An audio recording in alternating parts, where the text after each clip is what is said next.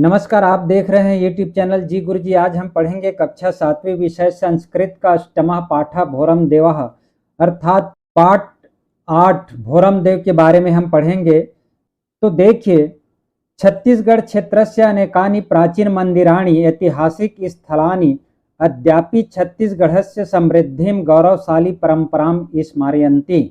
यहाँ पर छत्तीसगढ़ क्षेत्रस्य में षष्ठी भक्ति एकवचन, अनेकानि बहुवचन है। उसी प्रकार मंदिराणी स्थलानी में भी बहुवचन है। अद्य धनपि यहाँ पर यंस और संधि है। इसका अर्थ है छत्तीसगढ़ क्षेत्र के अनेक प्राचीन मंदिर और ऐतिहासिक स्थल आज भी छत्तीसगढ़ की समृद्धि और गौरवशाली परंपरा की याद दिलाते हैं। स्मारयन्ति मतलब याद दिलाना। एमेव एकम स्थानम अस्ति सह भोरम देवा एवं धन एव एमेव, ऐसा ही एक स्थान है, वह है भोरम देव। कवर्धा जिला अंतर्गतम 16 किलोमीटर दूरे सतपुड़ा विंध्याचल पर्वत श्रेणी नाम मध्य प्रतिष्ठिता। यहाँ कवर्धा जिला के अंतर्गत 16 किलोमीटर की दूरी पर सतपुड़ा और विंध्याचल पर्वत श्रेणियों के बीच यह स्थापित है। मध्य मतलब बीच, प्रतिष्ठिता मतलब स्थापित है। अस्य मंदिरस्य वैशिष्ट्येन अयम छत्तीसगढ़स्य खजुराहो इति अभिधीयते। इस मंदिर की यह विशेषता है। अस्य मंदिरस्य वैशिष्ट्येन अयम छत्तीसगढ़स्य खजुराहो इति अभिधीयते। इस मंदिर की विशेषता के कारण इसे छत्तीसगढ़ का खजुराहो भी कहते हैं। भोरम देवस्य मंदिरम न केवलम छत्तीसगढ़ प्रदेशस्य अपितु संपूर्ण देशे ऐतिहासिक पुरातात्विक धार्मिक दृष्ट्या महत्वपूर्णम स्थलम अस्ति। भोरम देव का मंदिर न केवल छत्तीसगढ़ प्रदेश का अपितु संपूर्ण देश में ऐतिहासिक पुरातात्विक धार्मिक दृष्टि से महत्वपूर्ण स्थान है। स्थलम मतलब स्थान है। वस्तुतः जना भोरम देवम गौड़ जाति नाम आराध्य देव इति मन्यन्ते। वस्तुतः लोग भोरम देव को गौड़ जातियों के आराध्य देव के रूप में मानते हैं। अस्मात् कारणात् अस्य मंदिरस्य नाम भोरम देवः जातम, और इस कारण से इस मंदिर का नाम भोरम देव हुआ।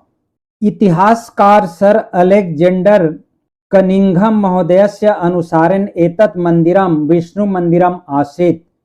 इतिहासकार सर अलेक्जेंडर कनिंघम महोदय के अनुसार यह मंदिर विष्णु मंदिर था। आसीत् मतलब था।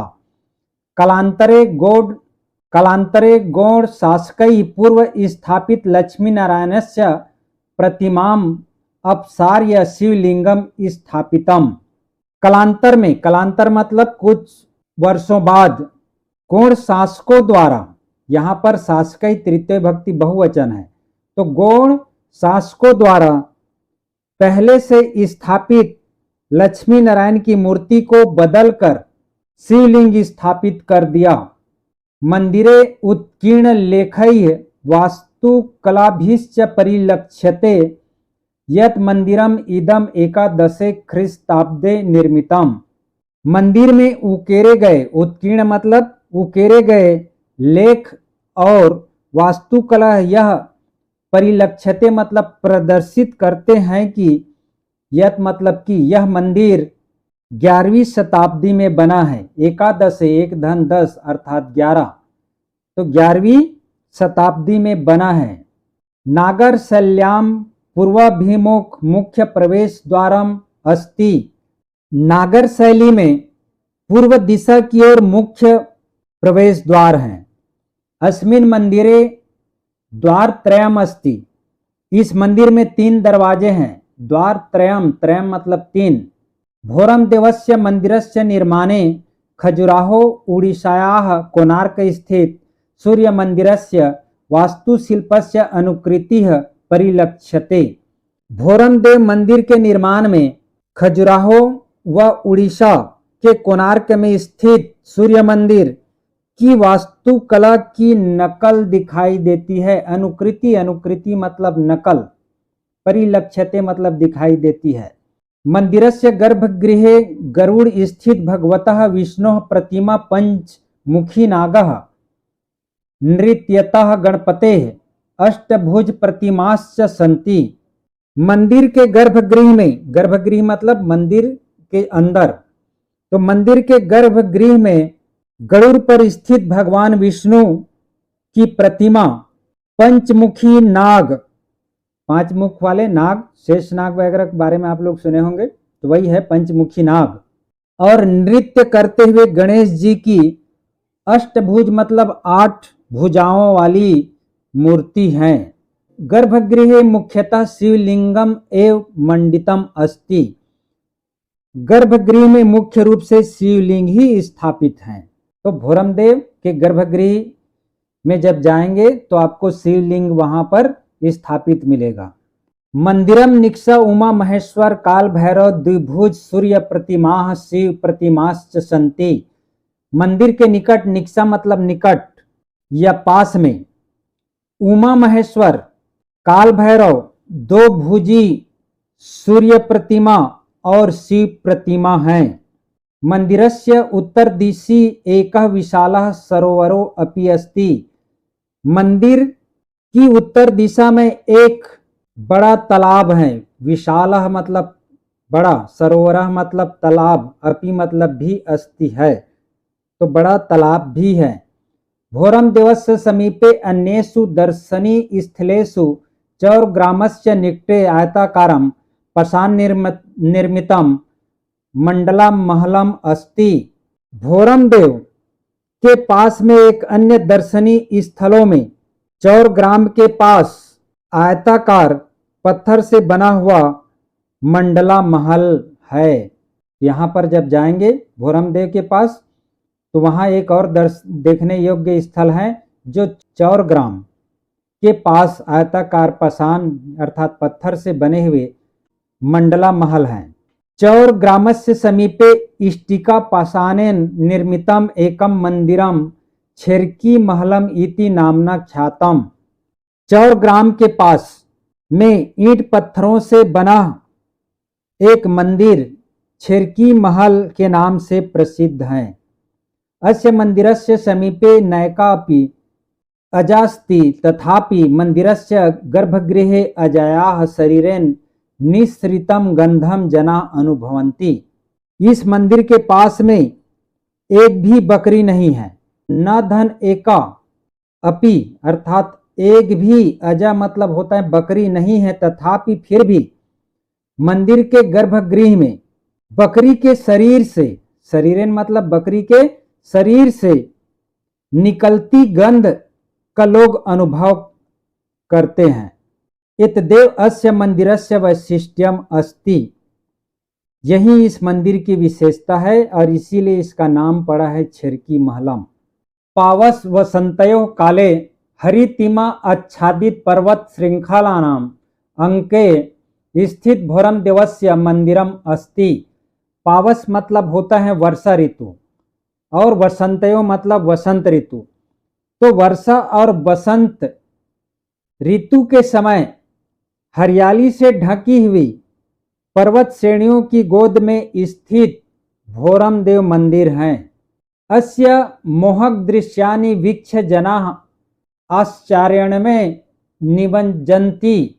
इसके मोहक दृश्यों को देखकर, वीक्ष्य मतलब होता है देखकर, जनाः मतलब लोग आश्चर्य के सागर में डूब जाते हैं। निमज्जन्ति मतलब डूबना। प्रतिवर्षे चैत्र त्रयोदशम्यां तिथौ अत्र दिवसत्रयस्य पारंपरिक मेलापकः आयोज्यते। प्रतिवर्ष चैत्र माह के त्रयोदशी तिथि को यहाँ 3 दिनों का पारंपरिक मेला आयोजित होता है। मेलापकाः मतलब मेला, दिवस त्रय से मतलब 3 दिनों की।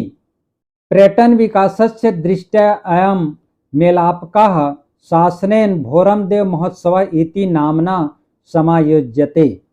पर्यटन की विकास की दृष्टि से इस मेले को शासन द्वारा, शासनेन तृतीय भक्ति अर्थात शासनेन शासन द्वारा भोरम देव महोत्सव के नाम से आयोजित किया जाता है। धन्यो भोरम देवः शिवम अस्तु। तो धन्य है भोरम देव, तुम्हारा कल्याण हो। शिवम, शिवम मतलब कल्याण, अस्तु मतलब हो। तो इस प्रकार भोरम देवः पाठ आपका समाप्त होता है। यहाँ पर आप शब्दार्थ देख लेंगे, कठिन शब्दों का अर्थ दिया हुआ है। अब हम देखेंगे अभ्यास प्रश्नाः। प्रश्न 1 है, निम्नलिखित प्रश्नों के उत्तर संस्कृत में दीजिए। क है, छत्तीसगढ़ से खजुराहो किम अस्ति, अर्थात छत्तीसगढ़ का खजुराहो क्या है। तो इसका उत्तर है छत्तीसगढ़ से खजुराहो भोरम देवः अस्ति। छत्तीसगढ़ का खजुराहो भोरम देव है। ख है, कस्य प्रतिमाम अपसार्य शिवलिंगम प्रतिष्ठितम। तो इसका उत्तर है लक्ष्मी नारायणस्य प्रतिमाम अपसार्य शिवलिंगम प्रतिष्ठितम, अर्थात लक्ष्मी नारायण की प्रतिमा को हटाकर शिवलिंग की प्रतिमा स्थापित किए हैं। ग है, कस्याम शल्याम पूर्वाभिमुख मुख्य प्रवेश द्वारम अस्ति। तो यहाँ पर इसका उत्तर आएगा नागर शल्याम पूर्वाभिमुख मुख्य प्रवेश द्वारम अस्ति, अर्थात नागर शैली में पूर्व दिशा की ओर मुख्य प्रवेश द्वार है। घ है, मंडला महलम कुत्र निर्मितम अस्ति। तो इसका उत्तर है चौर ग्रामस्य निकटे मंडला महलम निर्मितम अस्ति, अर्थात चौर ग्राम के निकट मंडला महल निर्मित हैं। अंग है, इष्टिका पाषाण निर्मितम मंदिरम के नामना ख्यातम। इसका उत्तर है इष्टिका पाषाण निर्मितम मंदिरम छेरकी महलम इति नामना ख्यातम, अर्थात ईंट और पत्थर से बने हुए मंदिर छेरकी महल इस नाम से प्रख्यात हैं या प्रसिद्ध हैं। च है, भोरम देवः मेलापकः कस्याम तिथौ आयोज्यते। इसका उत्तर है भोरम देवः मेलापकः चैत्र त्रयोदशम्याम तिथौ आयोज्यते, अर्थात भोरम देव मेला चैत माह के त्रयोदशी, त्रयोदश मतलब 13वीं तिथि को आयोजित होती है। प्रश्न 2 है, युग्म कीजिए। युग्म मतलब सही जोड़ी बनाइए। तो पहला है भोरम देवः, इसका सही उत्तर होगा छत्तीसगढ़ खजुराहो, ये आएगा। दूसरा है नागर शल्याम, इसका आएगा प्रवेश द्वारम। तीसरा है गर्भगृह, गर्भगृह के सामने आएगा शिवलिंगम, क्योंकि गर्भगृह में शिवलिंग स्थापित है। चौथा है विशाल सरोवर, तो यहाँ पर आएगा उत्तर दिशी, क्योंकि उत्तर दिशा में विशाल सरोवर है। पांचवा है अजा, अजा के सामने आएगा गंधम, क्योंकि जो बकरी महल है, छेरकी महल है, वहाँ पर गंध आती है। छठवा है आयताकारम पाषाण निर्मितम, यहाँ पर आएगा मंडला महलम। प्रश्न 3 है, संस्कृत में अनुवाद कीजिए। क है, यहाँ अनेक मंदिर हैं, तो इसका अनुवाद होगा अत्र अनेकानि मंदिराणि सन्ति। ख है, भोरम देव एक दर्शनीय स्थल हैं, तो भोरम देवः एकः दर्शनीय स्थलम अस्ति। ग है, इस मंदिर में 3 द्वार हैं, तो अस्मिन् मंदिरे द्वार त्रयम अस्ति। घ है, गर्भगृह में शिवलिंग है, तो गर्भगृहे शिवलिंगम अस्ति। अंग है, चैत्र मास में मेला लगता है, तो चैत्र मासे मेला कः आयोज्यते। प्रश्न 4 है, का अकारांत देव शब्द की कारक रचना सभी विभक्तियों में लिखिए। अब आपको देव का लिखना है, तो यहाँ पर जैसे बालक है, राम है, उसी प्रकार से इसका रूप चलेगा। तो देवः देव देवाः देवम देव देवान देवेन देवाभ्याम देवई देवाय देवाभ्याम देवेभ्यः देवात् देवाभ्याम देवेभ्यः देवस्य देवयोः देवानाम देवे देवयोः देवेषु हे देव हे देव हे देवाः। इस प्रकार से इसका रूप चलेगा। स्मृ शब्द की काल रचना लोट एवं विधिलिंग लकार में लिखिए। तो लोट मतलब अज्ञार्थ काल और विधिलिंग में आपको इसका रूप लिखना है। तो लोट लकार में चलेगा स्मरतु स्मरताम स्मरन्तु। मध्यम पुरुष में स्मर स्मरतम स्मरत। उत्तम पुरुष स्मरानि स्मराव स्मराम। और विधिलिंग चलेगा स्मरेत स्मरेताम स्मरेयुः। स्मरेह, स्मृतम, स्मृत, स्मरेयम, स्मरेव, स्मरेम, इस प्रकार से इसका रूप चलेगा। ते हुए आपका भोरम देव पाठ समाप्त होता है। तो वीडियो को देखते रहिए, लाइक एवं सब्सक्राइब जरूर कीजिएगा। मिलते हैं आगामी वीडियो में। धन्यवाद।